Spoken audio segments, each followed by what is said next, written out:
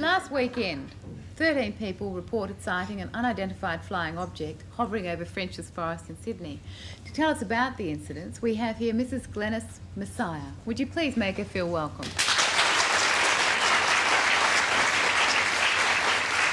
Well, where did you see the UFO? In my street.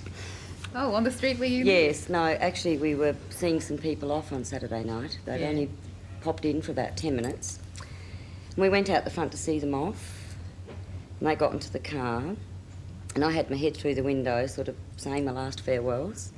My girlfriend looked up and said, UFO.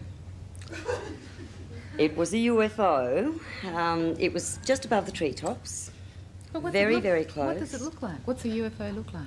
Well, this one looked like a saucer shape. Oh. Definite saucer shape. And I think a lot of people have changed their attitude if they saw one. Now, a lot of you saw it, did they? Oh, yes. There were 7 adults and a dog there that didn't even bark or, you know. And was it there for long? Yes, we watched it for about a minute and a half. And then what happened?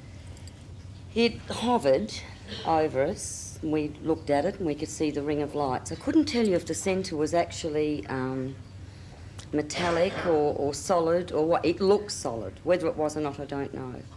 But it was a definite ring of lights. When they got out of the car and we all started screaming, it lifted slightly and just started to cruise away.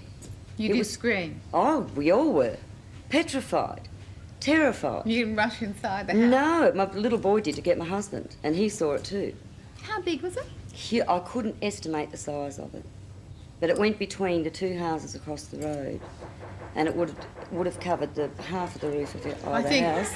I think someone's coming. There's a knocking in the studio. They've come to get us. Actually, Artie, the reason I reported it was because there must have been other people that saw this thing.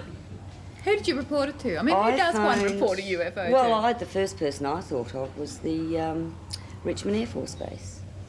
So I phoned them up, and he didn't laugh at me. They just send you out forms, and you fill them in, and it's all supposed to be very highly confidential. You filled in a form? I got it today, yes. Yeah, I got it today. I haven't filled it in yet. But the reason I gave the story to the Manly Daily was because there must have been other people that saw this thing.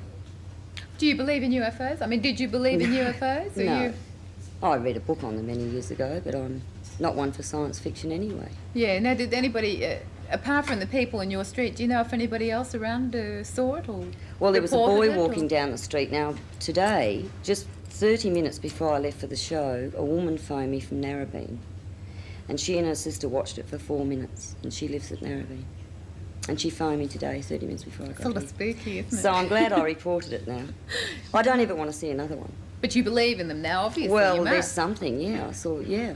Now, did you think they were, beings from outer space, or...? Well, I think it was far too sophisticated for anything that we could come up with, honestly. I don't believe it was Americans or Russians or... I don't. I've never seen anything like it before in my life. I don't think I ever want to again. No, well, look, there you are. In a way, I'm sorry I saw it, but I did. Glennis Messiah and the UFO that hovered over French's Forest last weekend.